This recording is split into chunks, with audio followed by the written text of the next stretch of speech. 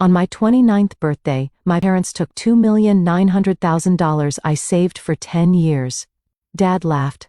Thanks, your money secured your sister's future. Mom said you would have wasted it anyway. I laughed too, because what they took was actually a trap I set for her. On my 29th birthday, my parents walked into my apartment without knocking and dropped a folder on my table like it was the bill for my existence. My father laughed first, the soft, satisfied kind that fills a room faster than smoke. My mother didn't bother to sit. She just tapped the folder and said my sister's future was now secured. They never noticed the candle on the cake behind them burning itself out. I didn't argue. I didn't even ask why. I only asked one question in my head. How long until they realized what they took wasn't mine to lose? I learned early that silence was easier than asking for anything. Growing up, our house always sounded like someone else's life. My sister Grace's piano lessons, echoing down the hallway, my mother cheering from the kitchen. My father's voice booming with plans made for her, never with her. I moved around that noise like a shadow, careful not to interrupt the music of their expectations. Money was the first thing they took without asking. I was 17 when my father borrowed the savings from my part-time job. He stood at the doorway jingling his keys, saying it was for something important. He never told me what. My mother told me not to be dramatic, that families shared everything. Grace got a new dress that week. I figured out the math on my own. By 20, I'd learned to keep my victories small. When I got my first certification in data security, my father skimmed the paper and asked if I could fix his password problems instead. My mother changed the subject to Grace's internship. At dinner that night, only one story mattered, and it wasn't mine. So I worked. Quietly, consistently. Every extra hour I stayed at the office, every freelance job I picked up every weekend, I said no to invitations. I funneled it all into a savings account the way some people write diaries. Numbers became my timeline. My 20s passed inside spreadsheets no one else would ever read. I lived in a cheap studio then. The walls were thin, the heater rattled, and I had to tape the window frame in winter so the wind wouldn't whistle through. Still, every month I transferred what I could, $100, $300, sometimes $1,000 when a bonus came through. I'd watch the balance rise slowly like water filling a cracked glass, never fast, never clean, but steady. The misleading part was how proud I felt. Not because of the money itself, but because it was mine. Something untouched, something no one had rewritten or redirected to Grace. I carried that account like a secret proof that I wasn't entirely invisible. But each year my family found new ways to remind me where I stood. Grace's graduation party lasted a week. Mine ended before the cake melted. At her first job celebration, relatives toasted to her bright future. When I earned a promotion, my father handed me a list of bills he needed me to cover just this month. My mother smiled in that soft, pitying way and said I didn't mind helping. Everyone nodded, assuming generosity was my personality instead of my only choice. The worst moment came 6 years ago. I had just finished a major project, the kind that changes careers. I walked into my parents' living room expecting, even hoping for a small acknowledgement. Instead, they were already mid-conversation about Grace's newest idea. I stood there holding my folder like a guest who'd arrived at the wrong house. That was the day I learned my place in this family. Not the star. Not even the supporting role. Just the resource they'd forgotten could run out. My father pushed the folder across my kitchen table like he was delivering paperwork I had already agreed to. The edges were worn as if someone had handled it many times before bringing it to me. My mother didn't sit. She drifted behind him. Arms folded, eyes, scanning the apartment the way people inspect a hotel room they don't plan to stay in long. I opened the folder because staying still was the only thing I trusted myself to do. The first page was a withdrawal confirmation. The number at the bottom didn't make sense at first. My brain refused to attach meaning to something so clean, so absolute. $2,900,000. 10 years of extra hours, skipped holidays, saved bonuses, paychecks. Divided into careful portions, all gone in a single signature. My father let out a short laugh, the kind he used whenever he talked about winning. "Thanks," he said, tapping the page with one finger. "Your money secured your sister's future." The room went quiet enough for the fridge home to grow loud. My mother adjusted the sleeve of her blouse. "You would have wasted it anyway," she said. Not cruel, not angry, just certain. Something inside me stopped, not a feeling, not a thought, but a movement. A pause. The kind that happens when a person finally sees the truth without its excuses. Grace wasn't there, but I could hear her name in every word they said. Her future, her needs, her world. Mine wasn't mentioned, not once. I felt my hand hovering above the folder, frozen in a half-step toward something that no longer existed. I lowered it slowly, the way someone might set down an object that isn't theirs. They kept talking. Plans, timelines, a renovation Grace wanted for her business, a thank you dinner they assumed I'd attend. Each word floated past me like I was just the wall absorbing their voices. I didn't argue. I didn't ask why. Those were habits from a version of me they had trained too well. Instead, I let the silence sit between us, heavy, deliberate, unmistakable. Then I did the one thing they never expected. I laughed too, not loudly, not mockingly. Just a quiet exhale shaped into a sound they mistook for surrender. But it wasn't surrender. It was the moment I stopped pretending they were ever going to see me. I laughed because what they took wasn't my real savings. The folder they dropped on my table held numbers they believed belonged to me. And technically they had for a while. Long enough for them to trust the balance, to assume it was the only account I had. Long enough for confidence to make them careless. They thought they understood everything about how I lived, practical, quiet, predictable. They never understood the way I prepared. 3 years earlier, on a late night in my office, I created a parallel structure. A decoy account that mirrored my real savings and pattern, only deposits at consistent intervals, amounts reasonable enough to pass as authentic transfers in a cadence identical to the way I'd built my life. But its purpose was never to be spent. It existed to be touched by the wrong hands. On the morning after my birthday, the apartment was silent again. The folder sat exactly where my father had pushed it, its corner slightly bent from where my thumb had rested. I made coffee, watched to the steam rise, and set the mug beside my laptop. It was a small ritual, the kind that steadies a room. I opened my logs. Every transfer ever made to the decoy account was organized in a spreadsheet, with timestamps, notations, and a color-coded column for expected behavior.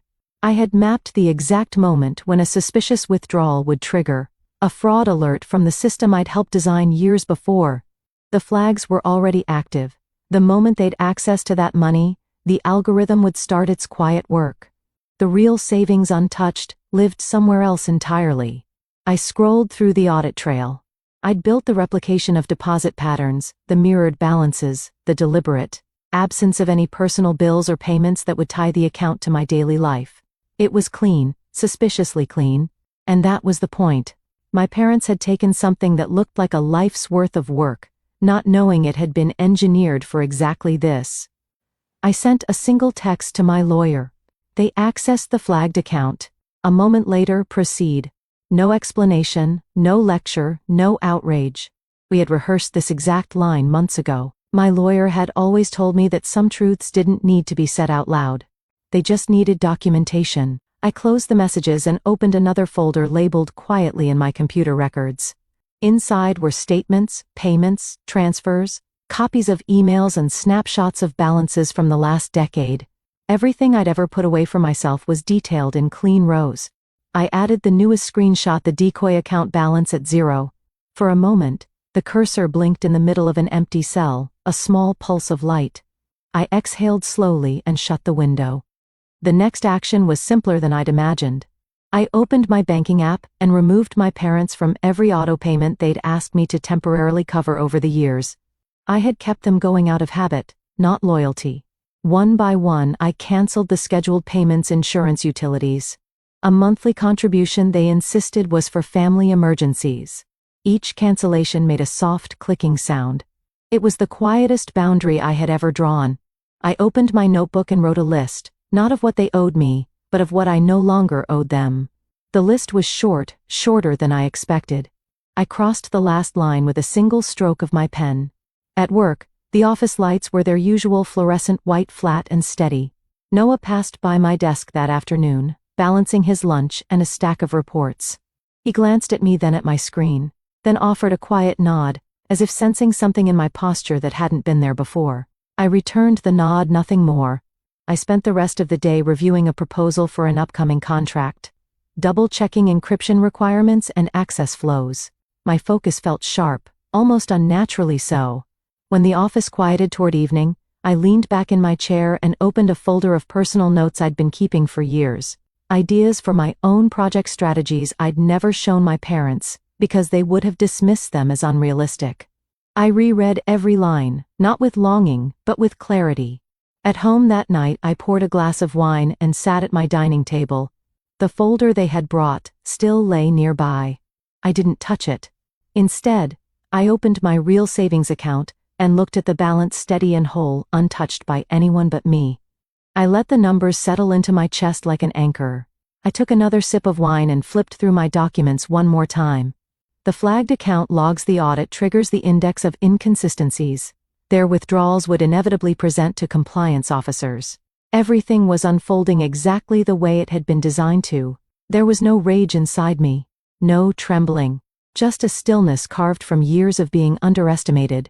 My parents had taught me the cost of silence. I had simply learned to use it differently.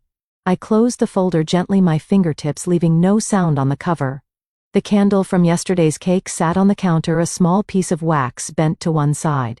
I picked it up, examined its shape, and set it down again. This time, I wouldn't fix what they'd broken. The first alert came while I was pouring my morning coffee. A soft vibration on the counter, the screen lighting up with a notification from the bank. Unusual activity detected. I stared at it for a moment. The steam from my cup brushing my face as if reminding me to breathe. Then, my phone rang. My father's number. His voice exploded the moment I answered. "What did you do, Ruby?"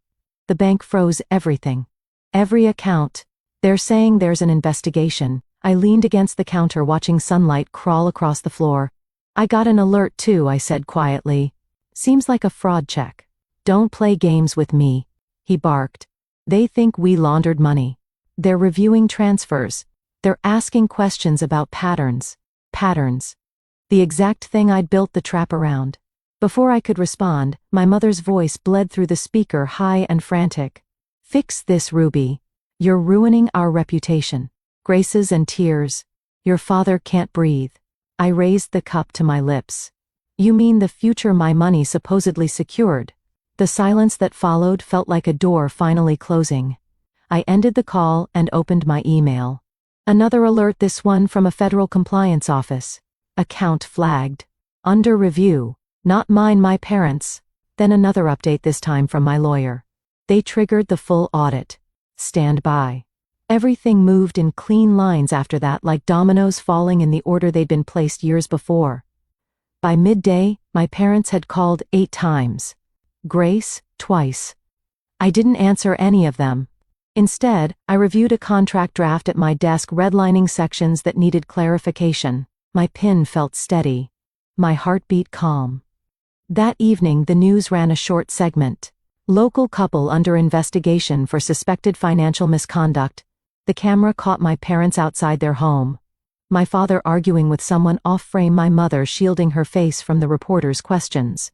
Their expressions were a mirror image of the arrogance they'd worn in my apartment. Only now the confidence was gone. I watched the screen in silence, letting their voices fade into background noise. The room felt still, lit only by the glow of the TV. The next morning brought escalation. A hard knock rattled my apartment door, urgent, uneven. I opened it to find my mother standing there, hair unbrushed, perfume mixed with panic. She pushed past me before I said a word. "Ruby, listen to me," she said, pacing like a trapped animal. "Investigators came to the house. They asked about wire transfers, missing statements. Your father almost passed out. This can't be happening, not to us." I leaned against the counter, the same place I'd stood when they told me they'd taken everything. My voice stayed even. "I told you not to touch what wasn't yours." She froze. "Where your parents?" "Everything we did was for the family." "For Grace," I corrected. Her eyes glistened, but tears didn't soften her tone. "You set us up." "No," I said. "You walked into a system you didn't understand. And you assumed I wouldn't understand it either." Her shoulders sagged. "Please help us." I didn't respond. There was nothing left to negotiate. The following day, the full turn happened. Emails, letters, a formal notice confirming the audit. And then, the message from my lawyer that settled everything. They accessed the flagged account. The investigation is proceeding exactly as expected. I stepped onto my balcony, letting the warm air wash over my face. Below, the city hummed with its usual indifference. Behind me, the TV replayed the news segment. My parents' voices echoed faintly through the glass. They hadn't just stolen from me. They'd walked straight into a trap I'd set for them years ago. And all I had done was stop saving them from themselves. The rain started that evening.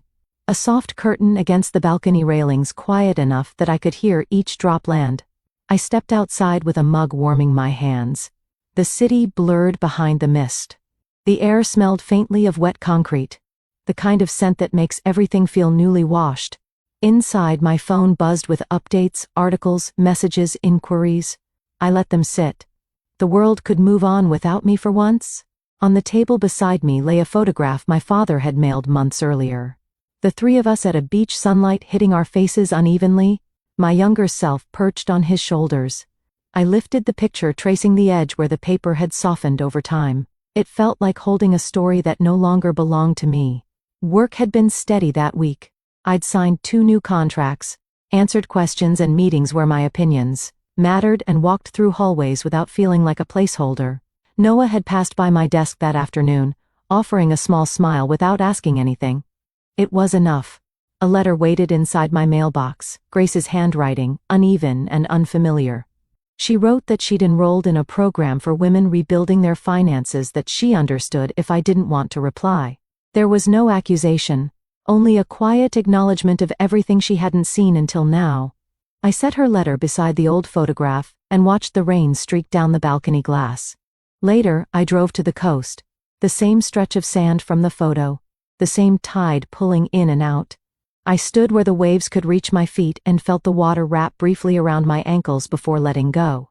I forgive you, I whispered into the wind. Not for them, for me. Some boundaries aren't spoken. They're drawn the moment you stop returning to the places that taught you to shrink. My family once believed I would carry their mistakes forever, that silence meant obedience instead of understanding. But the truth was simple. I didn't break the cycle. I just stepped out of it. The ocean behind me moved in quiet rhythms, steady, unbothered. I took one last breath of salt air and walked back toward my car, leaving the past where it finally belonged. If you want more stories told in this quiet kind of truth, stay for the next one.